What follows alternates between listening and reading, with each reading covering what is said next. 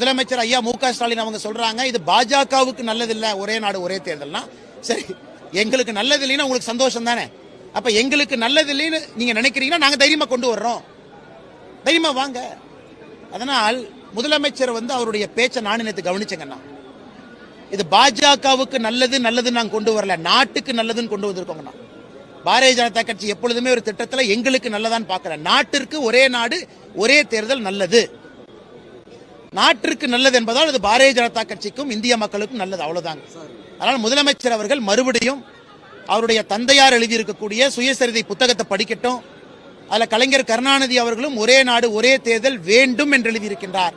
அதை படித்துக்கொண்டு மனதை மாற்றிக்கொள்ள வேண்டும் என்று நான் அன்போடு இந்த நேரத்தில் கேட்டுக்கொள்கிறேன்.